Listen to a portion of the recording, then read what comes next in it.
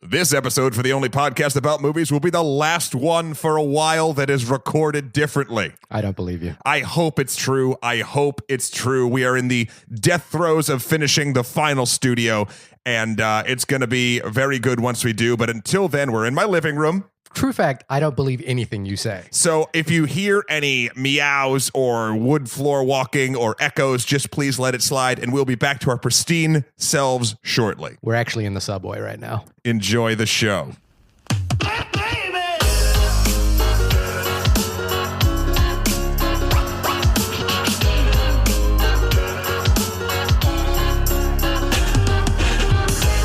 What is up, Internet? Choose life. Choose Facebook, Twitter, Instagram, and hope that someone somewhere cares. Choose looking up old flames, wishing you'd done it all differently, and choose watching history repeat itself. Choose your future. Choose reality TV, slut-shaming, revenge porn. Choose a 0-hour contract, a 2-hour journey to work, and choose the same for your kids, only worse, and smother the pain with an unknown dose of an unknown drug made in somebody's kitchen. And then take a deep breath. You're addicted, so be addicted. Just be addicted to something else. Choose the ones you love. Choose your future. Choose life. My name is Matthew Kroll. Now, could you do that 3 times as fast in a Scottish accent, please? No. Okay, well, you're just a tourist in your own youth. My name is Shahir Dowd. And this is the only podcast about movies, specifically the film, very oddly named T2 Trainspotting. Yeah, the Terminator 2 of... Now, oddly, that's actually an apt title when we get into the conversation. I know, but on the head, it just felt weird to me. Well, everything feels weird to me right now because you're telling me to choose life. Choose life, Shahir. Choose life. Choose it. Welcome back. Before you lose it. Thank you, buddy. You too. Yeah. We're back in my living room, which is lovely. I know it is, and you're doing a nice job sitting up here, by the way. So far, so good. I feel like everyone's. There's things. There's decorations. So much. Zoe is on the beanbag, looking very disinterested. Yeah, Zoe just looks at us and says, "I've chosen death at this point," and I'm just waiting for this to like. She chose comfort until for the next 15 to 17 years that she's alive. Yeah. So this was a you request. Oh, this is absolutely a me request because I am an enormous fan of Danny Boyle, right. And B, Trainspotting is one of those formative films for me. It's one of those ones that I watched at the exact right age. You know, I think I might have been 15 or so when I saw it for the first time, and it introduced me. It introduced me to Danny Boyle, to Ewan McGregor, and to Underworld, which are 3 big things in my life. Ewan McGregor, not so much, but I would disagree. I think Ewan McGregor is very large in your life because of the prequels. Yeah, just because of the prequels. Just because of the prequels. I feel like absolutely that is true. But so I was. Yeah, this was. You know, I mean, what else was coming out this week that we could have talked about? Ghost in the Shell. I'm curious to see Ghost in the Shell. And maybe we'll do it, maybe we won't. I don't know. There's a lot to talk about with Ghost in the Shell, but I do not feel, sufficiently enthused, sufficiently informed. Right. Because everyone's told me something different, and people that I respect. Like Right. some people say it's just schlock garbage that we shouldn't even deal with. Some people say it's a much truer, simpler, cleaner story that they enjoyed more, and some people just love it based cleaner on the visuals than the manga, anime. the anime. Yeah. So I saw the anime years ago. It's a little bit convoluted. Yeah, but it's awesome. I gotta say, I'm one of those people that like even the great animes like Ghost in the Shell, like Akira. I still find like when I watch them, they're so overblown and big and heavy and convoluted that I don't actually really. I appreciate their sort of place in history, but I'm not a huge lover of those anime. There's one in particular called Mind Game that I absolutely adore. Right. But Akira and Ghost in the Shell kind of like. Did you watch them when you were young? I think I watched them maybe when I was like 18. Okay, that's young enough. See, I was going to say, it's interesting you bring that up, how they don't hold the reverence for you. You just don't attach them, because Trainspotting, the original, I didn't see until much later. I must have been 26. Like right. I missed, that was just something, one of those seminal films that like everyone talks about all the time, and I just did not see until much, much later. And also you tack onto that I'm not a drug user. Like I've never even experienced, I don't smoke pot. I don't do anything. I mean, I drink my face off as we've illustrated on this show and previous shows I've done about movies. Yeah. But you know, the stuff that people don't think is a drug, I do. Right. And so I like it, but I don't have the reverence that I feel like you or many, many, many people do for this. I hope you aren't by association saying that you have to do drugs. Not to at all. enjoy No. Trainspotting. I'm saying you definitely get. I do believe that, but this is, I feel like, for anything. I mean, I'll even go back to Manchester by the Sea. I feel like I could relate to it more because I knew those places. I had lived in those places. I had known people like those people. Right. There is something about knowing the experience a character is going through on film, especially when done so correctly. And I feel like Trainspotting, from what I understand, does. Yeah. So there is something to that, but that's not, but also, and I'm not saying, because I'm not a heroin junkie. I understand that, but there's something about, there's something that it obviously speaks to people because it's a very well-crafted film, but also something is it speaks to the real life sort of, granted stylized, but the real life feelings it gets across of what addiction is really like. I guess. I mean, look, we'll talk more a little bit more about that when we get into the actual film itself. T2 Trainspotting 2. It's not even called T2 Trainspotting 2. It's just T2 Trainspotting. It's such a mouthful, like T2 Trainspotting. T2 Trainspotting. T2 Trainspotting. Yeah, it sounds like you could say. It sounds like it sounds like an anime. You know, T2 Trainspotting. I bet you Boyle just didn't want to name it Trainspotting 2. And also the alternative title, because it was loosely based on Irvin Welch's follow-up to Trainspotting. The book is called Porno.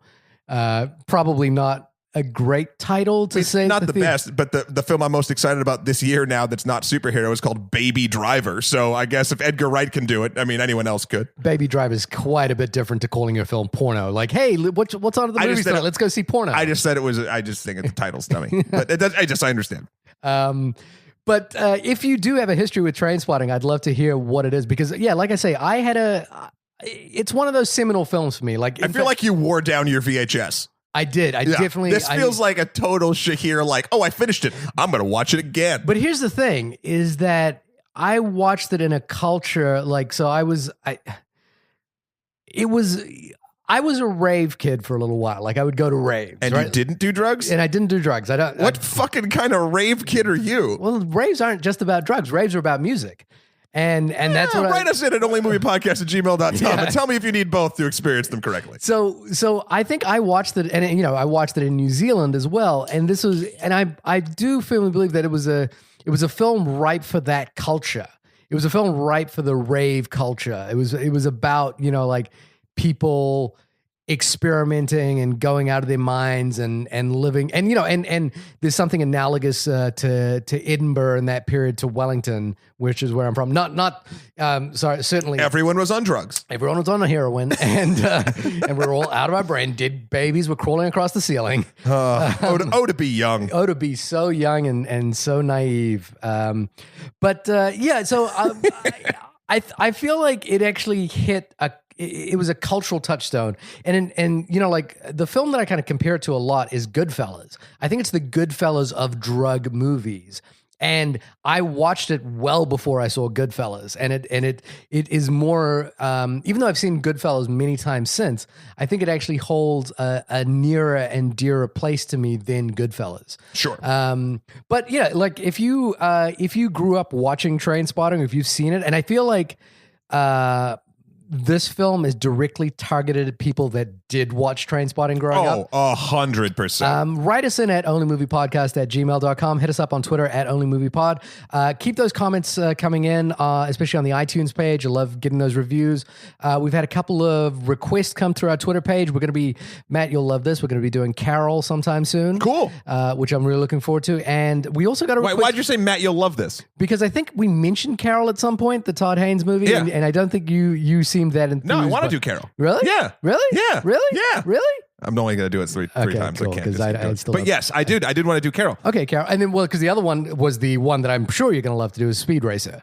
Yeah. On the spectrum of Carol to Speed Racer, which one do you think is a Matt film? Which one do you think is a Shahir film? I don't know. Fair enough. Let's move it, Racer X. Actually, I haven't seen either of them, so I'm very excited to do those. I've seen Speed Racer, and I'm not looking forward to seeing that movie again. Hear that Speed Racer is the closest thing you can do to drugs without doing them. If the drug was sugar, You know, like I am drinking a Red Bull right now. If you were just being blasted in the veins with sugar, like 100%, then I think that's what Speed Racer. That's what it was to me. Like I actually had to stop it halfway through and go, you know what? I just need to take a break from this movie. Hey, I'm willing to bring Maxwell's silver sugary hammer down into my eyeballs. I'm ready to go.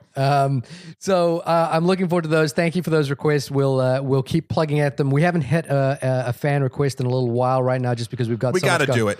And honestly, I think it's a matter of getting the studio up and running. We live so close now, and we definitely can churn out more content for you guys. We just gotta get our shit in order. Right. So, Trainspotting. Now, we've kind of gone over basically what our histories with the film. I mean, but even beyond... But you know what we should talk about actually before histories? We should talk about the histories of people. You mentioned people getting a hold of us, but how else can people get a hold of us? Oh, well, nice segue there. Nice. I saved it. You kind of diverted the train, so to speak. I spotted where you were going, and I diverted said train. Yes. Yeah, got it. You can hit us up on Twitter to leave those movie requests at OnlyMoviePod. And then our Facebook email, an email. I was going to, let me get there. Sorry. Get there. You know, you're jumping tracks here. You're jumping tracks. Our email account is onlymoviepodcast@gmail.com. And then we've got a Facebook page, the Only Movie Podcast. The only podcast about movies. That's the name of our show. That's the only. Yeah. We're on episode 95. Don't worry about it. Okay, thank you, Kroll Matthew. Let's move on. Oh, and iTunes, please leave us some reviews. We've been getting some nice ones. Stars are fun. Stars are fun.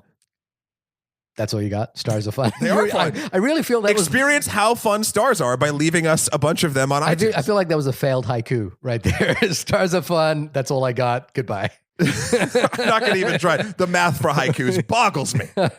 So you watched Trainspotting a little late, and you did an interesting thing, which is when I walked out of the movie, I texted you immediately and I said, don't watch it again. Don't watch the original again. Because I had already done it an hour before. And the interesting thing is I haven't watched the original again. I saw it. I think the original is something I do watch, like maybe once every couple of years. Well, from what I understand, it's probably just burned into your brain at this point. Pretty much. I have seen it a lot. And as I say, the final song, "The Born Slippy" by Underworld. In fact, that film introduced me to Underworld. I've been a huge Underworld fan ever since. Kate Beckinsale, man. Not that Underworld. Sorry. Yeah, keep going. I was actually trying to think of what's the other franchise? The Resident Evil. Right. Yeah. No, I was going to try and come back with that, but I didn't. Didn't happen. Didn't have it. Okay, so now we're both -1 and -1 now, just if we're keeping score at home. Exactly. Okay. We're not going to. We're doing great. Yeah. Doing great. Doing great for a Saturday night. So yeah, I've watched this watched the original many times, but I didn't watch it in preparation for this and I didn't watch the trailer for Trainspotting 2. Overall, what's your impression of the first film? I know you said you kind of watched it a little late. What do you think about it? I mean, I really like it. I think, I don't know. Okay. The closest thing I can relate it to for experience wise is Fight Club. Okay, you don't like Fight Club either? No, I like Fight Club. But Fight Club I saw when Fight Club came out. And I know Trainspotting was 96 and Fight Club was 99. Yeah, I remember I saw it opening night in LA and I was really hungover, and that Fight Club knocked me off my feet. Yeah. So but Fight Club, I feel like the feeling I get from Fight Club is the feeling I imagine people who saw and were into Trainspotting when it first came out feel about Trainspotting. But you're saying that as though the way you feel about Trainspotting now, as you, Matt Kroll, is the way people might feel about Fight Club if they watched it now. If they just watched it now, yes. Yeah. Because I don't think, for instance, I think Fight Club... this isn't a perfect analogy, so just kind of follow me down this weird rabbit hole. Fight Club is a film that is a young person's film. If you look at it and you're like, yeah, fuck the system and blah blah blah, and it just feels very energized and youthful, and everyone's wrong, and you can do it, and angry, and confused. But with using the power in that anger and confusion and sort of making your own fate with it. If you watched Fight Club now, I do really think if you just as a 30-year-old who had never seen Fight Club before, you'd be like, fuck these guys. This seems kind of whiny. Yeah. Now, I'm not saying that Trainspotting is whiny. That's where my analogy sort of falls apart. But there's something that I feel like I am missing based on what at the time in my life that I saw this film. Very much of its time. Yeah. And so again, I look at Trainspotting 1 and I see a great film. Yeah. But I see one that does not grab me. And it's not like there's the side difference. The last thing I'll say is obviously we all know how I feel about Drive and how most of the rest of the world feels about Drive. Right. That this is not that. Right. This is something where I'm looking at Trainspotting and I'm saying that is a remarkable film that just did not grab me for multiple small reasons. Right. But I can look at it and be like, I get it. Okay. I can respect that. Yeah. That as an opinion. I like I say, I saw it really at the right time in my life. I remember every time we went to the club and Born Slippy played, it was like, I'm going to be here for the next, 2 hours of my life, whether I want to or not. I can't picture you in the club. In the club? Yeah. No, it wasn't. A New Zealand club. Have you been to many American clubs? Yes, I have been to America. Okay. I went to college in America, remember? So that's right. Yeah. I didn't know if this was like high school shit. And I also I went to I remember I continued I was into the Detroit house DJ scene for quite a while. Sure. So I would go to see those guys perform wherever I could. Why weren't we friends when we were younger? Because I was a little fucking shit kicker. We could have fucking raged. I don't think I raged. I wouldn't say like I said, I don't do drugs. I never did drugs. You're painting yourself as kind of a badass these last 2 episodes. Because I went to a rave? Because you go to raves and you check out DJ scenes. You were up for the Power Rangers role. You're going to get bulked out. If you didn't listen to our last episode about life, there's a whole thing about how Shahir was almost the Black Ranger. No, check that out. He was almost the Black Ranger. I auditioned. He was almost the Black Power Ranger. In a pool of the Indians they could cast in New Zealand, sure. I was probably almost. This is what I'm saying. But I'm just saying, I was this fucking goth metal kid going to all these different shows. We could have crossed genres. I don't think we would have crossed genres, although I was a big fan of Marilyn Manson. Boom, and, done. Marilyn Manson and Nine Inch Nails were the crossover. Yes. See, we could have been best friends. Could have been. Yeah. Slipknot as well, a little bit. See, we're reminiscing about our past, which is a whole thing about what Trainspotting 2 is really about. Anyway, so I think it really is a great, like Fight Club. It takes and again, I don't think your analogy kind of holds up because Fight Club is a different. I understand. I was of course. sort of reaching to go for feeling more than fact. Yeah. But like Fight Club, it channels that anger and that nihilism, and it seems to do. And what's remarkable is it does it through a studio built film. Yes. These are highly polished, well executed, crafted by people who know cinema, who have excellent understanding of technique and the synergy between image and sound. And I know that seems perfunctory in every film is the synergy between image and sound, but Danny Boyle in particular. I don't think it's perfunctory. I really don't. Danny Boyle in particular is a guy who knows how to put music in a movie. And I think there's something beautiful and unique in the way that he puts movies together that very few people can do. And in fact, if it's almost the case with Danny Boyle, this is this weird thing with him that I've never been able to understand, is that I think if you gave another filmmaker the exact same images and the exact same sound, the exact same soundtrack, mm-hmm. if they put it together, it would come off as cheesy and terrible. But when he does it, for some reason, like when he does Born Slippy at the end of Trainspotting, where I kind of remember the track, I think it was a Sigur Rós track at the end of 127 Hours. Mm-hmm. When he does that, it's beautiful, it's electrifying, it gets me up out of my seat. It really energizes me in a way. Gets the people going. I don't think there's something about the way he does it that makes it feel sincere. Whereas if somebody else did Born Slippy at the end of their movie as like a final montage, probably 9 times out of 10, I think it would feel insincere and it feel like they're just trying to build something up. Whereas I think in his world, the synergy between the song or the music and the image is so succinct that they have to coexist together. Like I don't think he is in the edit and going, "What's a song that would work for this?" He had the songs picked before he. It feels like it, at least. It feels like he shot for the songs. Yeah, and it feels like the song and the image. Or he got real lucky all the time, but I don't think that's the case. All the time in every movie he makes. Yeah, exactly. No, it's funny because you said how that statement, your original one about the marriage of visuals and sound is perfunctory. It's absolutely not. I mean, and if I know we're just for this example, we're talking about just music. I obviously other sound that has a big part too. But like, if you want to see a master class in how not to do this, go watch Suicide Squad. Right. Like, but like, that's an exact example. That is what I'm saying. Yeah. So like, he's excellent at having that. Some people in your life, and I'm not even just talking about like artists that we respect or things like that, but like we all have that one friend that's like the music friend. Right. Who knows music? Who knows music and also knows how to read a room, like if there's a party or something, and know exactly what song to play for what thing, or if you're in a car ride, depending on the moods, what sort of thing. And Danny Boyle is that friend for people at the movies. He's that guy who just knows the perfect song to play to accentuate whatever he's doing. So are you a big fan of DJ Danny Boyle? I am. I am a big fan of DJ Danny Boyle because I mean that's basically what he's doing. But the sincerity behind this is 100% real, because there are fake people like the one I just described too, that like think that they know how to do it and they don't. I don't know. I really do respect him for that, and I think he's one of the, if not the best sort of working filmmaker today to work with music. That's why I do consider Trainspotting kind of in the vein with Goodfellas, because the other person who's really good at that is Martin Scorsese.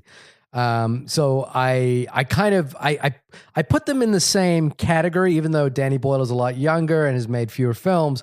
But I think there's a certain energy to what Danny Boyle does that reminds me of the punk rock Scorsese. Sure. So I'm just going to go through the films that I love of Danny Boyle's. I just think these are okay. Guillermo del Toro was on Twitter this week and he described Zodiac, David Fincher's Zodiac, as a one sock movie.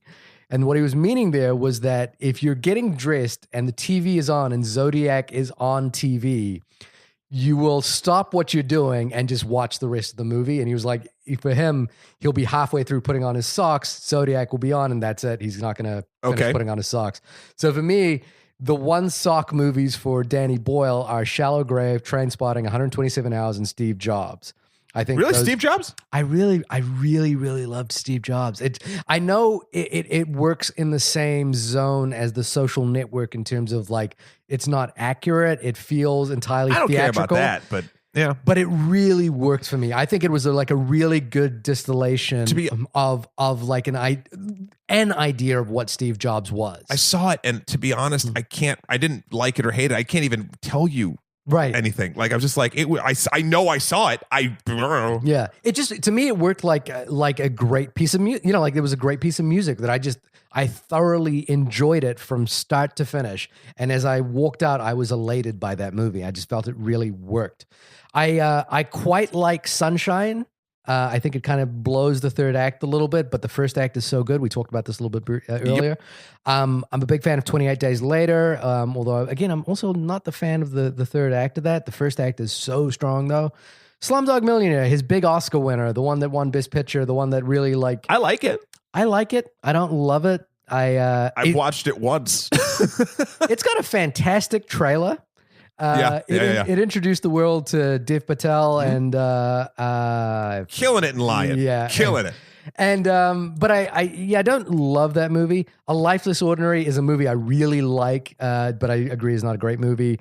The Beach, the Leonardo DiCaprio film, I like a lot. I haven't seen Millions. I haven't seen Trance. I haven't seen his Frankenstein. He also, did you see his 2012 London Olympics orchestration of the opening sequence? No. Pretty phenomenal. Nice. Pretty great. Pretty great. He's also, like, I've listened to a lot of his commentaries. He's this like dude that you're like, I really kind of want to hang out with you. Like, he seems like a really positive, uplifting, fun guy to hang out with. And what's cool about that is his films aren't well, you've met those kinds of people who are like just super positive and happy all the time.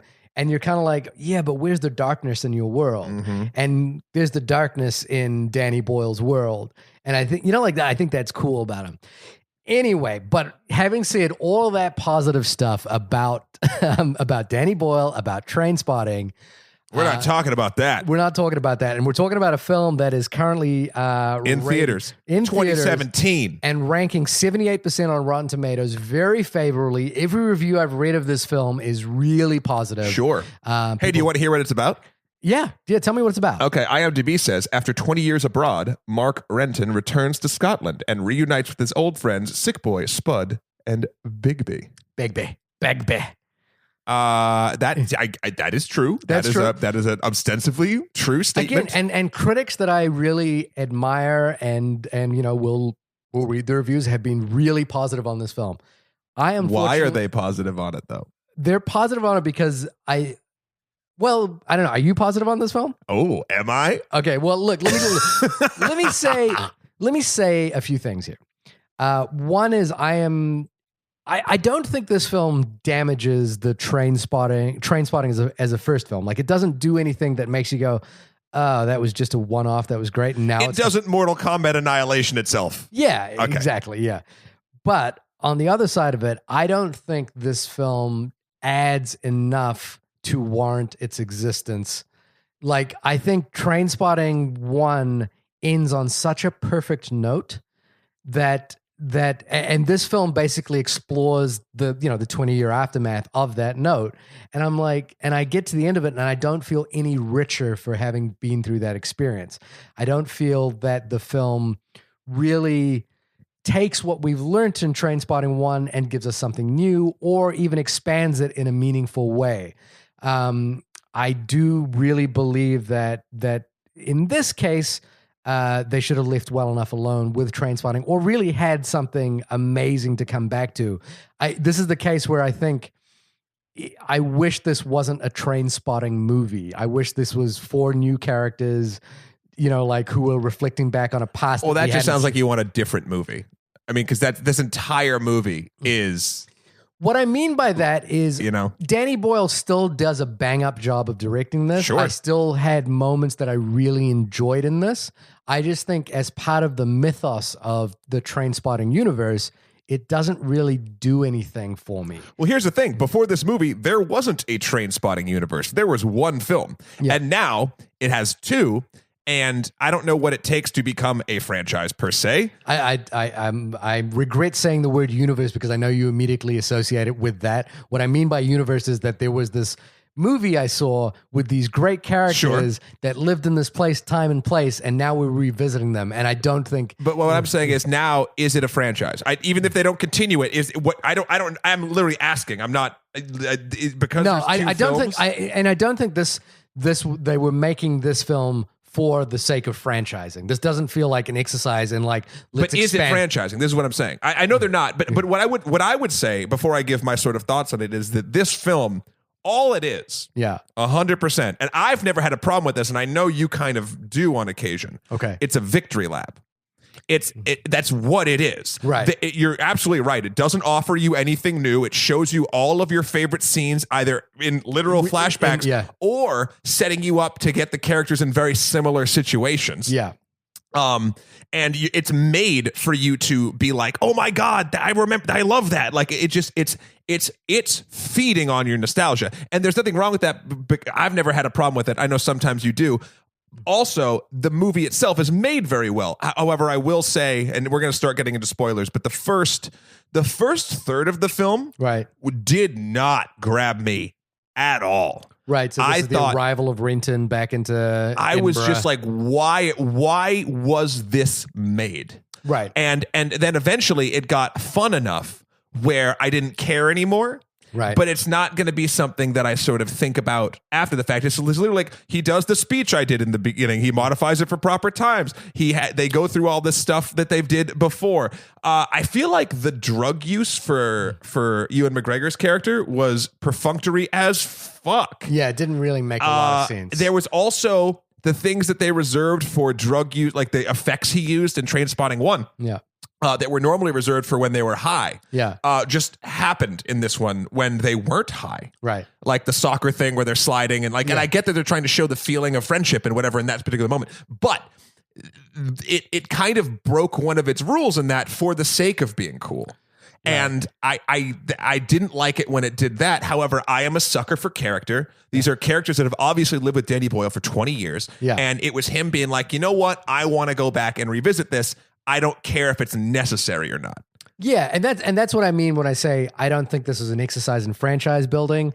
I mean, if you're gonna be out there trying to build a franchise, Trainspotting is probably not the first thing you might think of in order to make fun. I don't think particularly Danny Boyle, who's made films like Sunshine and 28 Days. But that's Later. what I'm saying. I'm just wondering. I should look up what the definition of franchise is. Right.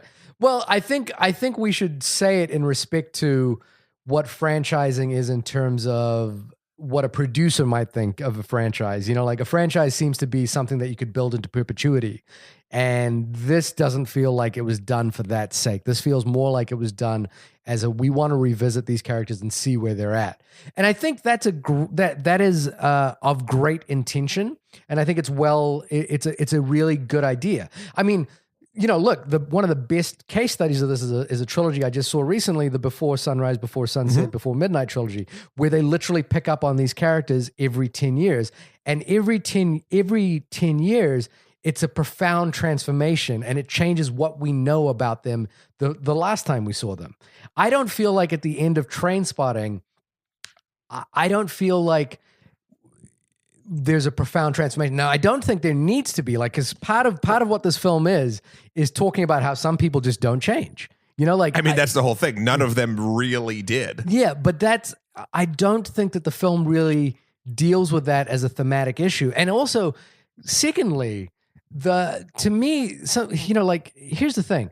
The film really, it does flashback in one of two ways. One way is it'll literally have almost like this acid trip, hallucination where they'll be running scenes from the first film. Yeah, and there's a scene where Spud is walking down the street and he's obviously withdrawing from heroin, and there'll be he'll see characters running through the scene that look just like him and Renton did when they were younger, and it's the same scene playing over again. So it's got this sort of visual echo in real time, which I think is really powerful and really cool. There's another one where Bigby is reading a story that Spud wrote, that he walks into this room and we see it kind of playing on the wall and as a projector, and it's beautiful. It's really, really well done. But the most powerful scenes that happen in Trainspotting are only dealt with in T2 Trainspotting as an aside. And as a, hey, you remember this. Yeah, hey, you remember this. And the point at which when shit got real in Trainspotting is two scenes. One is when spoilers for Trainspotting. Spoilers for Trainspotting, but one was when Sick Boy's kid dies. Everyone remembers the image of Renton in withdrawal seeing a baby crawling across the ceiling, and then seeing there's like an image of a dead baby. It hangs. It hangs, and it's an incredible thing. But I don't feel like that moment is a big thing for Sick Boy or Renton in this movie. It feels like they mention it once. And they mention it and they kind of move on. The biggest thing that they're most upset about is the fact that Renton stole their shares. Yeah, 16,000 pounds from them. Side note, 16,000 pounds doesn't seem like a lot to hold on to. No, also side note, technically he only stole 12 if they were going to split it 4 ways, but that's just by the by. Yeah. Well, he didn't know that they gave Spud the 4,000. No, I know, but he would have gotten a share. He would have gotten a fourth. Therefore, he stole 12 from all 3 of them. But he stole the whole amount. I understand. Yeah. So it's strange to me that the biggest consequences of T1 Trainspotting. Oh God! See, now we have to call it that because it's a franchise. It's not a franchise. There's 2 of them. Is not as isn't dealt with in deeper terms here. That said, again, I did enjoy that Danny Boyle and his writer were trying to navigate this idea in an interesting way. They were trying to go back to this world in the least obvious ways. I would say in the most obvious ways. Really? But again, this is the interesting thing about the discussion of this film. Yeah. Because it's Danny Boyle. Yeah. He can do this. Lesser directors going back to their well of their hit would be a nightmare and would be awful. And I would be like, fuck you for doing this. You're literally doing it. But this is a talented man who really likes a thing. And he's like, you know what? I want to do that thing again because I want to. But I don't think he's doing it again. I think he's doing visiting the characters with, again. Do you understand what I'm saying? Yeah. Like, I'm not saying he's doing the same film again. I'm saying, but because it can't. It's just 20 years will change you as a person, filmmaker, viewer, everything. I'm just saying, who was asking for a Trainspotting 2? People who read Irvin Welsh. That's about it. Okay. and so not as many people as that saw Trainspotting 1, the film. That's an interesting thing. You know, like the only people I could recommend this film to aren't completionists of the Trainspotting universe, the Trainspotting cinematic universe. You've been reading my notes, clearly. You've been stealing the TCU. That's funny because you've been stealing you've gone through my notes and stolen my words, but that's fine. No, I agree. Yeah, I agree with myself because I said it. But you didn't say Trainspotting cinematic universe. No, I didn't say Trainspotting cinematic universe, but I would say completionists in the people who love Trainspotting and just want to see the other thing that they did. I wouldn't even recommend it to people who aren't completionists who really liked Trainspotting. Like I would say to those people, you know, people who really loved it but weren't asking for a sequel, I would say to those people, you know what? You're not going to miss anything if you see that. I would ask them before they go to see this movie. Right. Why do you love Trainspotting? And if they, depending on their answer, maybe it's it's a trippy experience and I remember it and and like the characters are cool and like whatever. I'd be like, yeah, go see this. Right. But if it was like, it spoke to me so deeply and it changed my life and it changed the way I thought about relationships and like poisonous people and blah, blah, blah, then I'd be like, don't go see this movie. Right. But because it's kind of like, you know, like when they made a sequel to 2001, you know, 2010, the year we made Contact. Did you ever see that? No. Which goes to explain what the obelisk is and what? And it's actually, here's the thing about 2010, the year we made Contact, is it's not a terrible movie. Like it's not the most awful thing you'll ever see in your life. You're selling it great. But it's like there's no reason for it to exist. It doesn't do anything other than like take this sort of hitty sci-fi acid trip of a movie and bring it back down to earth. And I feel like what Trains T2 does is it takes this hitty acid trip of a movie and brings it back down to earth. And I don't think we need to do that. I don't think it actually adds in. And you know how I said earlier that I wish that these were four different characters that were reliving an experience that we hadn't seen. Another example of that I think... Well, you want this to change it, like to be a season of Kids, where the characters go away and it's new characters, but it's the same show. Yeah, kind of in a way. And the other example I was thinking of is like, you know, Casino is a follow-up to Goodfellas in that it brings back the same team together, but it's an entirely different film and it recaptures something that the original film does, but gives us something new as well. Okay. I kind of wanted, you know, Danny Boyle to do something new with these characters. And unfortunately, because it dips so far into the well of Trainspotting, it feels unnecessary. Now, he does a really good job of it, and it's not like it's unintentional. Like, it's not like he's like floundering and he doesn't know what he wants to do. Mm-hmm. He's kind of, you know, he's specifically going, and the line that I said at the beginning, this, you're a tourist in your own youth, is really a key line for this film. It's basically, should we spend time dwelling on the things of our youth? And that's so weird to me. I was going to save this for the end, but we brought it up, so let's go. Yeah. This whole movie is about how you shouldn't look back. Yeah. And you shouldn't dwell in your past. And yet Danny Boyle is doing that. Yeah, and I think and I've been going back and forth. It's been rotating in my head. Is this on purpose? Is it a statement? Or did he just love it so much and just want to do it because he's good at doing it, and that he didn't quite get that even though that was the theme, he's doing the thing he's having his film tell you not to do. I think he's too smart a filmmaker not to realize that, and I think the film is about, you know, like making the step from your past, you know, because these characters are basically getting to revisit their past. You know, Renton is coming back to Edinburgh for the first time in 20 years after having... He was in Amsterdam. After having stolen that money. But I don't think it says anything more profound than if you just thought about that sentence for 10 seconds. Like, if you just thought about that sentence for 10 seconds, should I be a tourist in my own youth or should I think about the future? And, like you might have a permutation in your brain about I should take lessons from the past, but I should apply them to move on in the future. That's really what the film is saying. Sure, but it's also a film that's doing the exact thing it's telling you not to do. I don't think it's telling you not to do that. I think it's kind of just it's wading in the waters of should you, shouldn't you, and what's the value of it. Because I think these sure. Yeah. Even if that's the case, I do think it's telling you not to, but say it's not. Say right. it's I don't asking think it's telling the question. You not to. I think it's everything the characters do, everything that they're doing it's sort of that based on their past stuff. Yeah. Gets them into more shit. That to me says you shouldn't do this because no focus from their past, with maybe the exception of not Sick Boy. I'm blanking on the Renton, Spud. Bagby. Thank you. Spud's sort of arc of, and again we're in spoilers now, but basically the idea of writing down all his stories and like maybe that ends up a character takes it and like tries to publish it and like sells it and then he gives it to his estranged wife and son.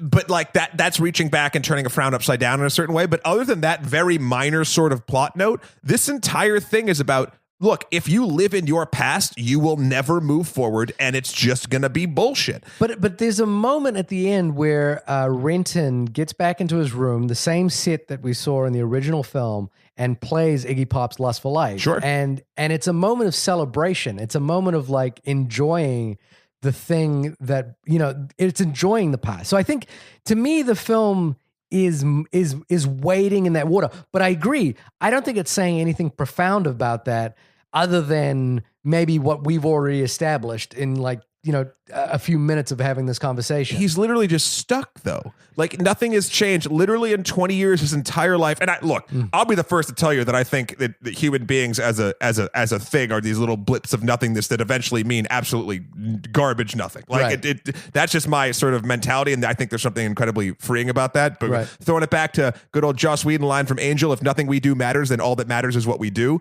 There's a whole psychological sort of, didn't Batman say that as well? It's not what you, no, that's not who I am underneath. It's what I do that defines me. It's a little bit different. I think Joss Whedon did it better. Also going to be directing Batgirl. Very excited. We're not going to talk about that right now. Good. But I think that this sort of, how do I put it? This doesn't, the last scene we're talking about, right? Yeah. He's literally where we met him in the beginning. And nothing he's done, I mean, not the very beginning, but you understand what I'm saying. We're going back 20 years. He's had a whole 20 years of a failed marriage and some bullshit. Yeah. And then he got back with his quote friends, and like nothing he did in the first movie really really sort of like changed him enough. And now we're back to square one. So like it unless you're looking for sort of a nihilist message, it's just sort of, it's just, look, I don't disagree in terms of like what the consequence of that of where Renton is. I just think that the film is kind of asking that question and not coming up with anything. I think it might be asking that question, but giving you very, very specific sort of like, it's almost like, hey Shahir, what's 2 + 2? It just a hint. It's 1 less than 5. Like it's that very like I'm asking you the question, but I'm giving you every possible way to know what I consider the correct answer. Even you said that Spud story, which is basically he needs to find a new way to channel his addiction, and he does it by writing down the stories of his past, and that's actually powerful for him. Seems to me like like it muddies the water of like saying don't look at your past. But he doesn't really change as a person either. Yes, he does that and he gives a thing. He does change as a person. No, listen, because the reason that he eventually gives it to Veronica. Yeah.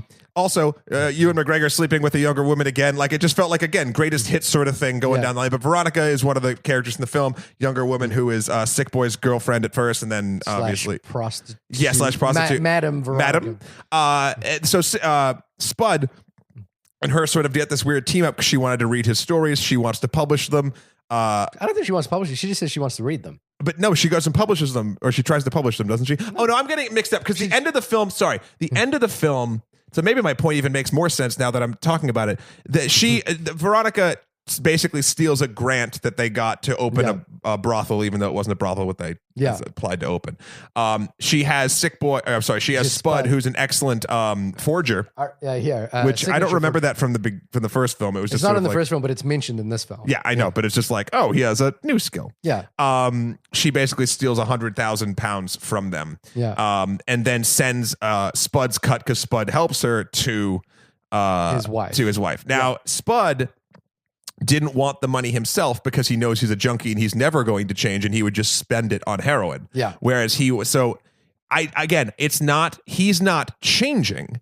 He is. You don't think Spud is changing? Not really. Really? Because if he was changing, he would have filmed when he was trying to commit suicide and he now has a reason to live. You don't think he's changing? He doesn't have a reason to live. He doesn't have a reason to live. He literally set up his wife and kid. Now he could die.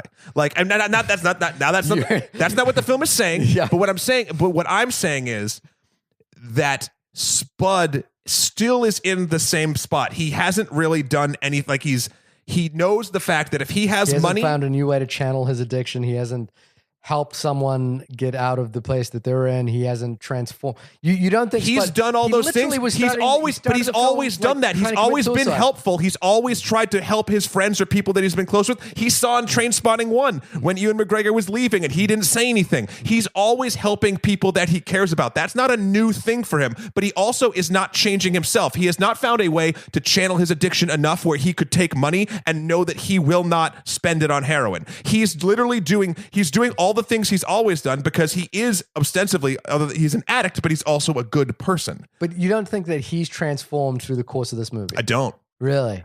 Because I'm seeing the character traits, the selflessness / addict that he's been forever. The guy that wanted to commit suicide at the beginning because he felt that his family didn't respect him, and he understood why. And at the end of the film, he's in front of his family, showing them the stories that he's told, and and presenting himself to his family again. You don't think that is a change? It was such. I can understand if it's not a powerful change, but the fact that you're saying that it's not a change maybe it's not a powerful enough a change because the thing about, and this is the danger of going back and jumping a 20-year span. Right. So let's say there's a change. Okay. Yeah. It's not presented enough in the film where it's like, because it's not a central theme for him at all. Like he's just sort of like, he's one of four. And I understand you're splitting it up because it's an ensemble piece.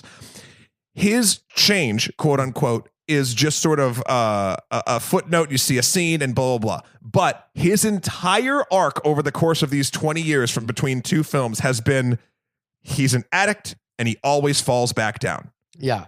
I'm not seeing anything other than the fact that Ewan McGregor went running with him once and told him to channel it. Then he wrote. Then he fell into some money because he screwed over his friends again.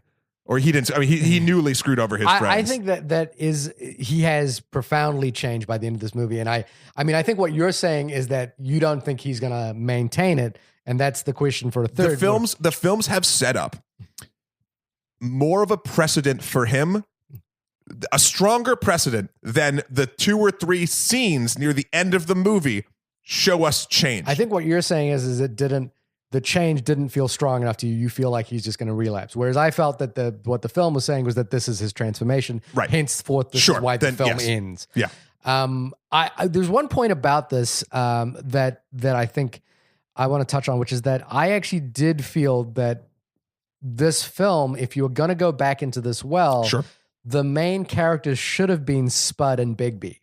Like I feel like Sick Boy and Renton's stories, although it's about childhood friendship, is fairly uninteresting. Especially, and the weird thing is, especially Renton, who is the main character. They had to make Ewan McGregor the main character because he's the biggest star. But his story in this film is the lamest, is profoundly uninteresting, and it's the most similar to the original.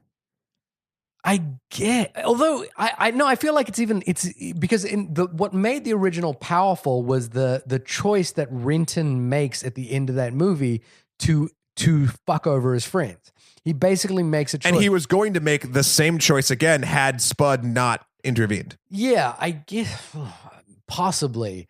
But he does the tracks. Stuff with his parents or his father. Yeah. The stuff with Veronica basically being the placeholder for the girl Diane, who we see, which that to me was a nice. She's a lawyer now. She was giving Sick Boy, I believe, some advice because he got caught blackmailing someone because Veronica was using a strap-on a senator or something. I don't know. No, a school principal. Oh, okay. There you go.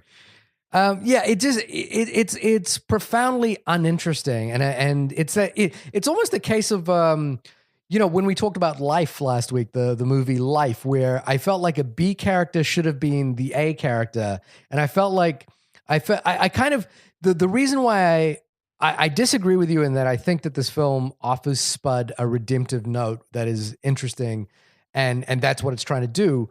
But I agree with you that it is not that powerful because Spud should have been the main character. And I think Spud and Bigby's story in particular, even though the third act of the movie kind of casts him as almost an omnipotent villain, like the sort of angry guy that is pure evil. His middle through line story where he's having to deal with like coming back and seeing his son, and his son is not really cut out for the life that he wanted him to live, is mildly interesting and way more interesting than Sick Boy's and Renton's story. Yeah, like Bigby's character felt the most uneven to me, right? Because his storyline, oddly enough, and I don't have a problem with this per se, I just think it might have been able to be done more aptly, had nothing to do with any of the other three for a long time. Yeah, you were kind of waiting, like basically the movie is setting up this four-way meetup. Yeah. And one of them doesn't happen towards the end, and the reason it happens is really it's literally because he bumps into him at a pub.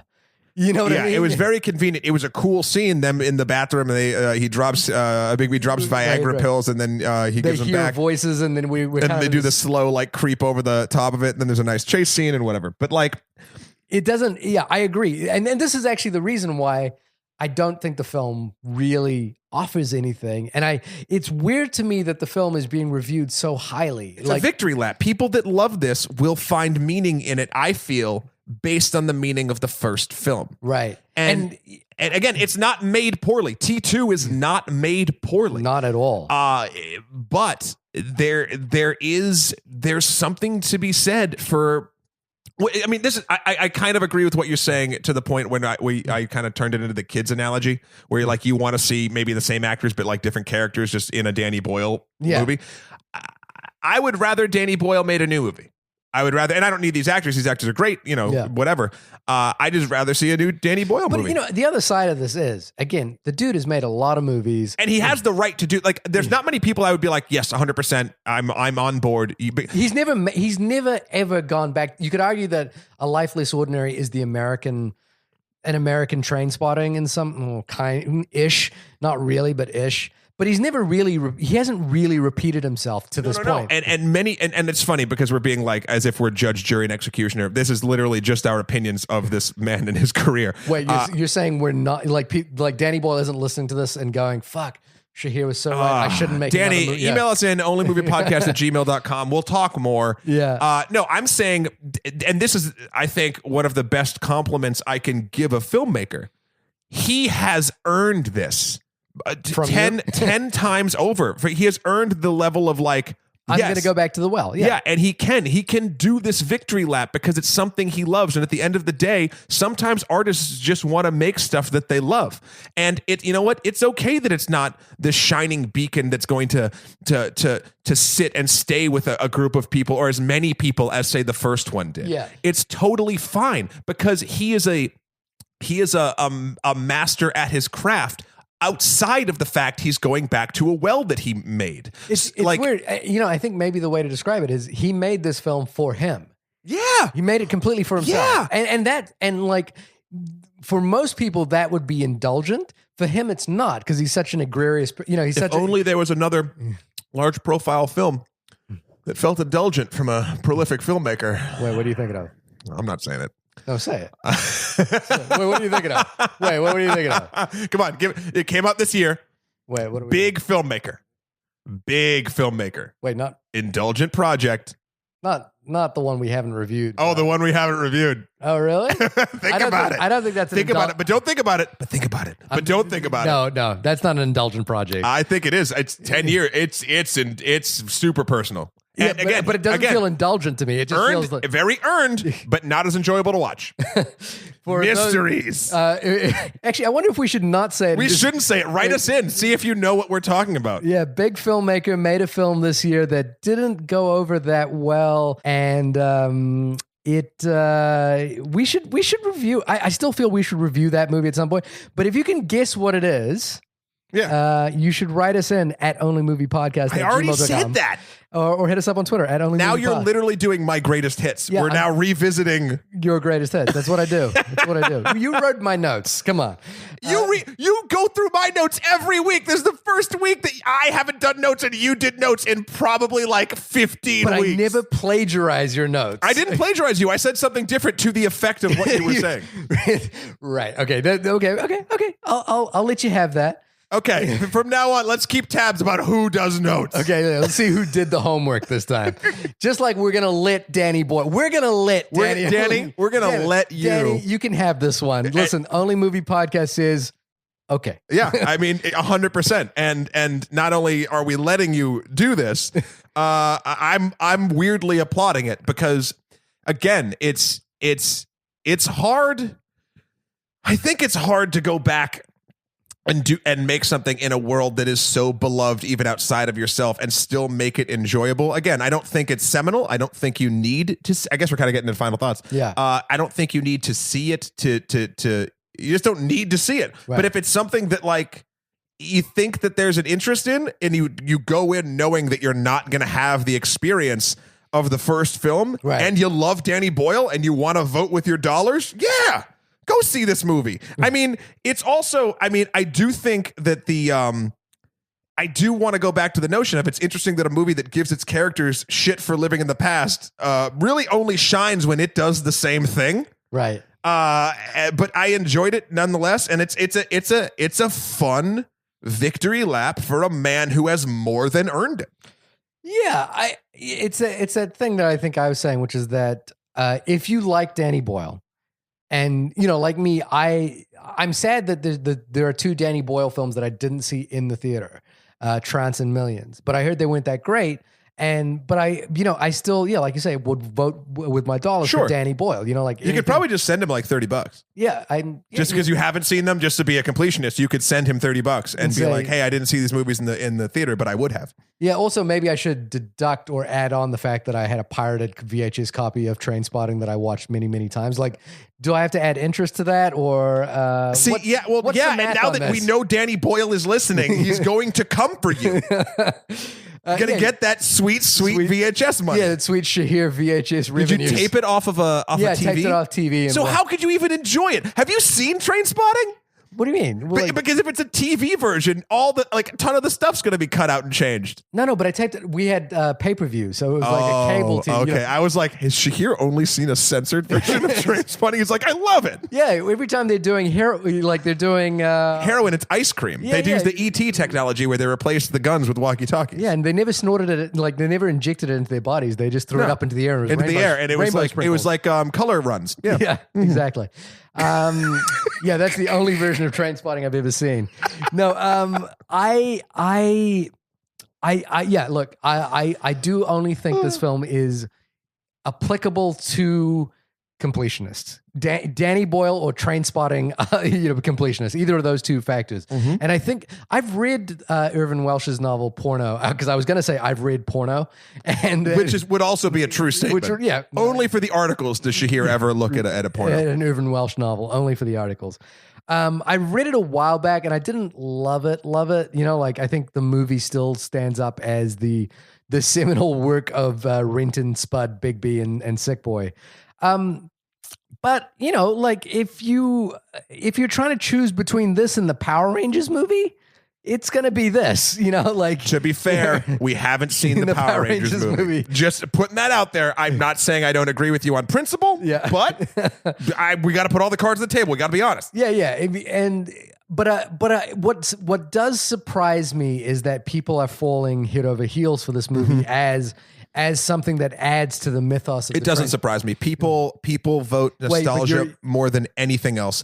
And I fall into this well just with different things. Right. I feel like I might have fallen into the well had this movie been an important stepping stone in my cinematic career. Right. Had Trainspotting 1. You know what I mean? Right. Like, so I can totally see the trap. I just happen to not be affected by it. It's, to me, the thing is like, I don't want to see Fight Club 2. Even though I know there's a comic novel, there's a graphic novel. I don't either. Yeah, I don't want and I don't want to see Goodfellas Part 2. But a lot of people just want, and again, this movie is a perfect example of that. A lot of people just want to feel the way they felt years ago. But there are, and of course there are interesting examples of sequels that are great. Like we're talking about Terminator 2 or Godfather Part 2 or something like that. Like there are sequels to movies that do really amazing things, but this to me feels like it's treading water back into what we've seen before. And, I don't think there's much there to really grab hold of. Like if, here's an analogy. If in the future a Blu-ray, like a Blu-ray box set popped up, said Trainspotting 1 and 2 now together for, now you can buy them as a package, I would probably still put that down and just go and buy Trainspotting. Yeah. Like, I don't feel the need to own this. I don't feel the need to have this. Let me ask you this. This is the last question I'll ask you before we wrap it up. Would you tape it off of the VHS? On the VHS? If I gave you my VCR, would you hook it up or would you tape it off of HBO? Only if it was the fully censored version. Okay, so it has to be off of TBS. Very funny. Yeah, instead of a strap on, there was kind of like it was a clown nose. Yeah, it was a big clown nose. Big clown nose, and they were playing Twister. Yes, of course. And that would be and they were fully clothed. And that would be the only reason I would Okay. Duly noted. Look, but with all of that said, it's very, very well made. It's very it has all the visual and stylistic flourishes of what Danny Boyle is great at. And if you enjoy that, then yes, you should vote for your dollar and go see this film. Sure. But it's not. It really, to me, just left me feeling kind of blank about the experience. Like it didn't really contribute a lot to me. And if you're a 50-50 on it, I would say you're not missing out by not seeing it. Yeah. All right. Yeah. Well, this has been the only podcast about T2 Trainspotting. Shahir, when your favorite director isn't not butchering, but not shining with one of your favorite properties, where can folks find you? I'll take two pieces of umbrage with that. One, he's not my favorite director, and two, I think the words you're looking for are treading water. The people can find me at www.shahirdaud.com. That's SHAHIRDAUD. Matt, where can people take umbrage with you on the internet? When I'm not being corrected about my terminology based around where you would be, you can find me at Emperor MSK on Twitter, Skeletor the number 4 PREZ on Instagram, or Matthew Kroll, that's MATTHEWKROL.com. I did almost forget how to spell my name. For all my life and works. Yeah, guys. What do you say? Who? Did you say Only Movie Podcast? Did we say Only Movie Podcast? Did we say Only Movie Podcast? Did we say? Hey guys, if you haven't figured it out, we're the only podcast about movies. You can visit onlymoviepodcast@gmail.com. You can check out onlymoviepodcast.com for all of our other ones. This is episode 95. We are coming up. Oh, yes. We are coming up to our 100th episode. Please, and we're doing a little bit of a victory lap. I guess we're indulging in a nostalgia. You know what? Because just like Danny Boyle, we earned it. We earned it. I mean, yeah, we should talk more about when we get to episode 99 about this. We'll see if we make it. We'll see if we make it. But if you're enjoying the show, please write us in. Tell us what your favorite episodes are. We're doing a weird thing. I'm going to just say it flat out. This is Matt's idea, not mine. Don't say what it is. I want to surprise people. Oh, really? Yeah. We'll decide later. We tweeted about it already. No, we said some things, but it's fine. The tweet's fine. Let's not keep talking about it. I feel like you and I are not in sync this episode. We're on two different train tracks. One is going one direction. One is kind of like at the intersection where you can like flip one way or the other. My train is from Back to the Future 3. Oh, and it flies? Yep. It flies. And does it still need plutonium? I can't recall. Yes. Or does it run on garbage fumes? Whatever. I don't know. It runs on the spirit of love. See you next week. Bye, guys. Love you. Mean it.